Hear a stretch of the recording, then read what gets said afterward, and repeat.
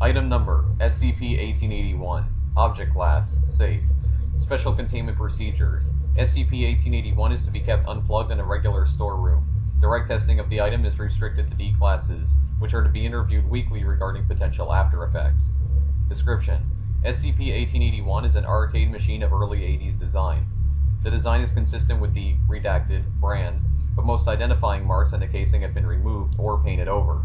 A joystick and a single button are set on the console. A similar setup for a second player appears to have been removed. The machine's internals are data expunged, resolution of 256 by 224 with 16 colors. The machine is functional, even though the hardware appears to be partially damaged. The screen frequently displays rendering glitches, a good section of the game's images and text are corrupted, and the sound often cracks and distorts. The title screen does not display a title or any credits, only the phrase, "Insert coin." The machine works with standard United States quarters, and only one quarter may be used at a time. Once a quarter is inserted, SCP-1881 launches its game, termed SCP-1881-B. SCP-1881-B is divided in stages, each of which has different rules of gameplay, and which succeed each other apparently at random. Commonly seen stages are Spaceship. The player controls a spaceship under siege by an alien horde. Maze. A humanoid player-controlled figure moves around a maze chased by bats or dragons. The goal is to acquire as many golds as possible before leaving the maze. Insect. The player avatar is a diminutive, insect-like creature that must work its way up a large structure while avoiding spiders and frogs. Drive. The player controls a car driving a curvy road while avoiding obstacles. Lions. An abstract puzzle game where the goal is to push lines around a field so as to surround bouncing balls. And Jungle. The player avatar is a human moving through a forest-like environment, populated with thematic enemies and obstacles such as crocodiles, snakes, and quicksand. Other stages appear more rarely, offering various skill and/or strategic challenges. Notably, no luck-based games appear to be represented, nor sports games where the opponent is of equal strength to the player. The stages themselves do not play in the same way when seen again. Enemies increase or decrease in number, the player's movement and abilities change, and obstacles vanish and reappear. Notable cases include the spaceship stage appearing with no enemies whatsoever. The only entity visible on screen was the player's ship, floating in empty space. The stage continued for about 3 minutes before the game declared stage clear. The insect stage not docking lives from the player upon death, instead keeping the character's corpse on the screen. Reaching the top of the construction required assembling a mountain of the character's own corpses. The jungle stage's scenery being upside down, except for the player character who fell off into the sky. The jungle stage featuring data expunged as enemies. The maze stage having no exit, and no power-ups, and progressively larger numbers of enemies until the player was overwhelmed.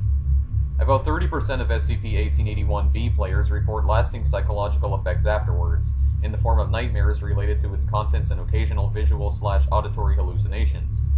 A common complaint is hearing sounds from the game when unaccompanied and in quiet areas.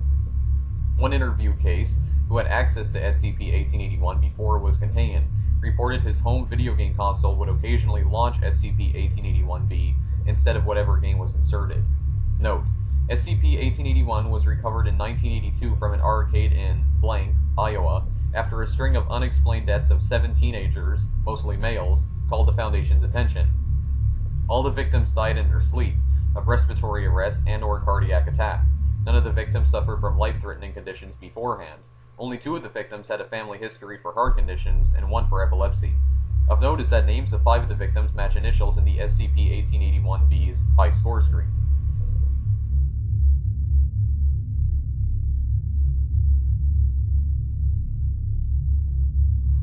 Item Number SCP-871 Object Class Keter Special Containment Procedures Each recurrence of SCP-871 is to be maintained within a separate locked concrete cell on a metal platter permanently affixed to the surface of an immovable wooden table. Each cell housing a recurrence of SCP-871 is to be monitored on a 24-hour basis via closed-circuit camera, with individual feeds checked every 15 minutes. Upon creation of an instance of SCP-871, 3 Class D personnel are to be escorted by armed guards to its cell, where they are to be sealed with the instance and induced to consume it. No more than 1 hour may be spent performing this task. In cases where additional motivation is needed, the termination of one of the Class Ds assigned to an instance of SCP-871 is authorized. Upon completion of the consumption of an instance, No participants may exit its cell until both they and the room have been thoroughly searched to confirm that no portions remain. The platter, table, and room are then to be cleaned in preparation for the next instance. Class D personnel who prove cooperative in the consumption of an instance of SCP-871 may volunteer to participate in additional consumptions. Personnel exhibiting exceptional usefulness may have their monthly termination postponed. Such personnel are under no circumstances to be allowed to interact with any other SCP object. No desserts of any kind are to be served on-site at any facility housing a recurrence of SCP-871. Description: SCP-871 is a collection of 237 cakes. Instances of SCP-871 vary widely in appearance and size, covering the entire range of foods described by humans as cake. The smallest observed instance of SCP-871 was a miniature cupcake with a mass of 15 grams. The largest yet observed was a 22-kilogram Baumkuchen, measuring 2 meters in length. When any instance of SCP-871 is consumed by a human or a collection of humans, it is replaced approximately 24 hours afterward with a similar cake. This cake will appear on a flat surface in the vicinity of the location where the previous instance was eaten. If any of these cakes is substantially damaged through any means other than being eaten by a human, including being eaten by a non-human animal, it will be replaced instantaneously. Instances recreated in this manner maintain the schedule of the original instance. The mechanism by which instances of SCP-871 are replaced is currently unknown. Individual recurrences of SCP-871 have been observed to mutate over time, varying in minor characteristics between each instance, with larger changes occurring in roughly 5% of replacements. No deleterious effects have been observed to result from the consumption of SCP-871, even in cases where several instances have been consumed, excepting those expectable from eating large amounts of cake.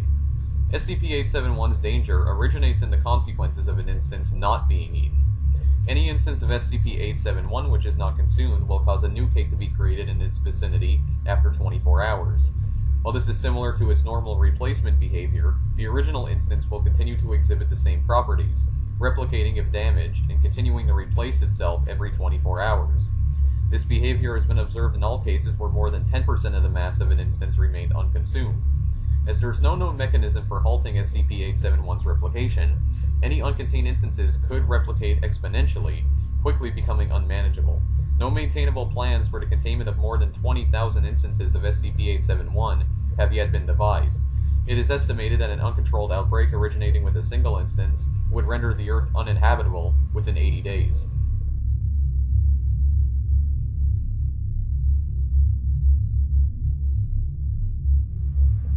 Item Number: SCP-155. Object Class: Safe.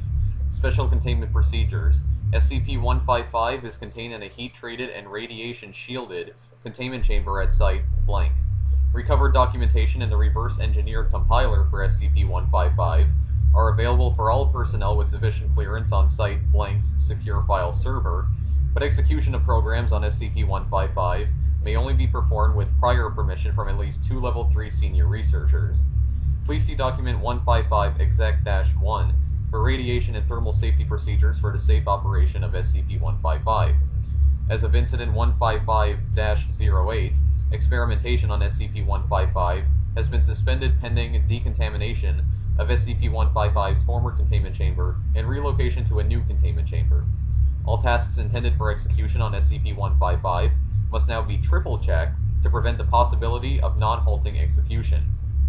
Description: SCP-155 is a complex electronic construct consisting of a highly modified Cray CS6400 supercomputer, a dedicated radioisotope thermoelectric generator, and a device that is yet to be fully reverse-engineered.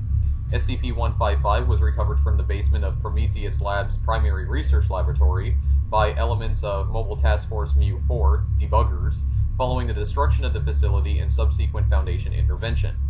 When a program and accompanying data is loaded into SCP-155 and executed, SCP-155 generates a spherical temporal distortion field with a radius of approximately 5 meters. Within this sphere of influence, the passage of time is rapidly accelerated, resulting in a hyperbolic increase in the effective processing power of SCP-155. Execution begins slowly as the processing hardware of SCP-155 is dated, but its effective processing power approaches infinity after approximately 8 minutes and 14 seconds of execution. From fragments of documentation recovered from Prometheus Labs, SCP-155 was used to perform massive calculation jobs that would have taken months, if not years, of processing time with conventional computing devices. Despite its capabilities, operation of SCP-155 is highly dangerous as heat and radiation generated by SCP-155 are trapped and accumulate during operation, forming a sort of event horizon of energy that is released when execution ends. The execution of programs that exceed 6 minutes results in enough radiation generated that the containment chamber in which SCP-155 is contained must be decontaminated before research personnel may re-enter. Addendum 155-01, Incident 155-08. On date blanked out, Dr. Blank entered a flawed program into SCP-155 that resulted in non-halting execution, an infinite loop. After attending researchers and technicians realized the error, an emergency shutdown of SCP-155 was initiated, but it could not be fully stopped until execution had exceeded 8 minutes and 3 seconds.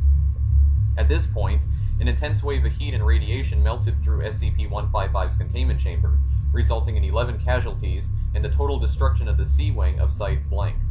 SCP-155 only received minor damage in the incident, but experimentation is suspended while revised safety procedures are under review, and replacement parts are procured to repair components damaged by accelerated aging.